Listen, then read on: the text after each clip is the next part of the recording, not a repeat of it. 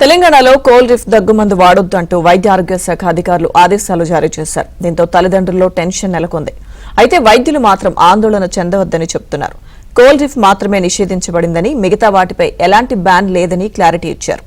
అసలు దగ్గుమందుల విషయంలో ఇంతవరకు తమకు ఎలాంటి గైడ్ లైన్స్ లేవని వైద్యులు అంటున్నారు. దీనిపై మరింత సమాచారం మా ప్రతినిధి ప్రవీణ్ అందిస్తారు. కోల్ రిఫ్ అనే కాఫ్ సిరప్ వాడి దాదాపుగా రాజస్థాన్లో కావచ్చు, మధ్యప్రదేశ్లో కావచ్చు పదుల సంఖ్యలో పిల్లలు చనిపోయారు. ఈ నేపథ్యంలో సెంట్రల్ గవర్నమెంట్ కావచ్చు, అన్ని రాష్ట్ర ప్రభుత్వాలు కూడా అలర్ట్ అయిపోయాయి. సో DMHOs అందరిని కూడా అలర్ట్ చేశారు. సో కోల్ రిఫ్ని బ్యాన్ చేయాలి, 2 years లోపల కిడ్స్ని వాడొద్దు అని చెప్పేసి కూడా ఒక నోట్ కూడా రిలీజ్ చేయడం జరిగింది. అయితే ఇంత జరిగిన తర్వాత మాత్రం లోకల్గా ఉన్నటువంటి డాక్టర్స్ అందరూ, పీడియాట్రిషియన్స్ కావచ్చు, వీళ్ళందరూ కూడా చాలా మంది పేరెంట్స్ కూడా ఇబ్బంది పడుతున్నారు, డాక్టర్స్ కూడా. ఎందుకంటే అక్కడ రాజస్థాన్లో కావచ్చు, మధ్యప్రదేశ్లో కావచ్చు, ఎవరైతే ప్రిస్క్రైబ్ చేశారో ఆ డాక్టర్ని కూడా అరెస్ట్ చేయడం జరిగింది.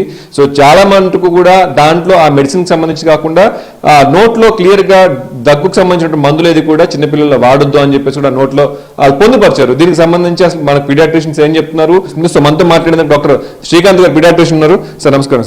సార్ ముఖ్యంగా ఈ యొక్క నోట్ రిలీజ్ చేసిన తర్వాత అన్ని DMHOs ని అలర్ట్ చేసింది. ఎక్కడెక్కడైతే స్టాక్ ఉందో, ఆ బ్యాచ్ నెంబర్ ఏదైతే ఉందో వాటిని కూడా వెనక్కి తీసుకోవాలని చెప్పింది. ఓ పక్క తెలంగాణలో మెడిసిన్ లేదంటూనే ఓ పక్క నోట్ అయితే రిలీజ్ చేశారు. సో ముఖ్యంగా దీని తర్వాత ఏదైతే మందు వాడుతూ ఉన్నామో దగ్గు మందు, దానికి సంబంధించి ఎలా ఉంది ఈ యొక్క సంఘటన జరిగిన తర్వాత? సో ఈ చావులు, ఈ మరణాలు చాలా బాధాకరం. చిన్నారులు ప్రాణాలు కోల్పోవటం. ఇప్పుడు చాలా మంది పిల్లలు 90% of the OPs bronchitis or respiratory related problem, శ్వాసకోశ సంబంధ వ్యాధులతో పిల్లలు బాధపడుతున్నారు. వాళ్ళు ఆయాసపడుతుంటారు. వాళ్ళకి బ్రాంకోడైలైటిస్ అనేది అవసరం. బ్రాంకోడైలైటిస్ అనేది 2 రకాలుగా 3 రకాలుగా ఇవ్వచ్చు. ఒకటి సిరప్ ద్వారా, రెండోది ఇన్హేలర్ ద్వారా, మూడోది నెబులైజర్ ద్వారా ఇవ్వచ్చు. సో అవి ఇవ్వద్దు అని మాకు ఆర్డర్ పాస్ చేస్తే, తర్వాత ఇంకోటి ఏంటంటే ఏజ్ కూడా ఒకటి పెట్టారు, 2 years లో పిల్లలకి ఇవ్వదని. 2 years లో పిల్లలు కూడా 10 days బేబీ కూడా ఇప్పుడు బ్రాంకైటిస్, ఆ వీజ్ అనేవి మేము చూస్తున్నాం, చాలా ఫ్రీక్వెంట్గా చూస్తున్నాం. సో అట్లాంటి పిల్లల్లో ఈ బ్యాన్ అనేది ఒక ఇబ్బందికరమైన పరిస్థితిని క్రియేట్ చేసే అవకాశం ఉంది. పిల్లల వాడికి అవసరం ఉన్నా కానీ రాసే నాకు స్వేచ్ఛ లేకుండా అయిపోయింది. సో దానివల్ల నేను రాయకపోతే మరి పిల్లవాడి పరిస్థితి ఏంటి?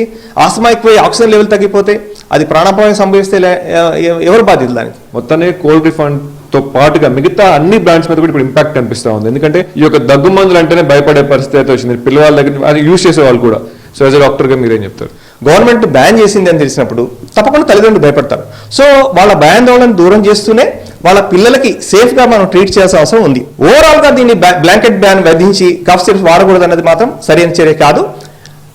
ఒక డాక్టర్, క్వాలిఫైడ్ డాక్టర్ ప్రిస్క్రైబ్ చేసిన కఫ్ మెడిసిన్ని అదే మోతాదులో, ఆయన ప్రిస్క్రైబ్ చేసిన మోతాదులో, అదే డ్యూరేషన్లో, అంతే ఫ్రీక్వెన్సీలో ఇస్తే అది తప్పకుండా సేఫ్ మెడిసినే.